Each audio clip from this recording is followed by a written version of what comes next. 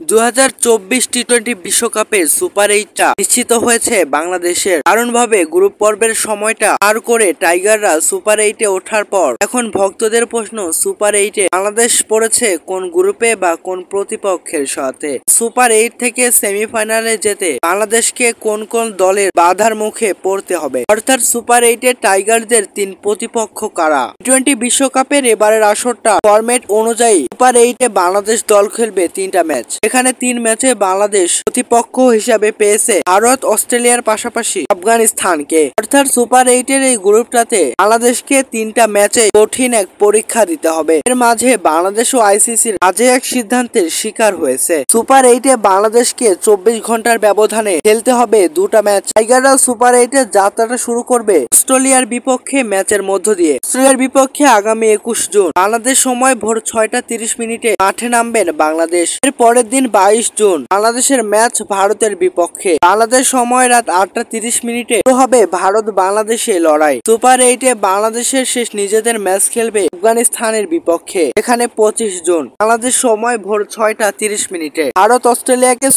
সুবিধা দিতে বাংলাদেশকে 24 ঘন্টার ব্যবধানে খেলতে হবে 2টা ম্যাচ, যেটা ভ্রমণ ক্লান্তির পাশাপাশি অনুশীলনেও সুযোগ পাচ্ছে না টাইগাররা।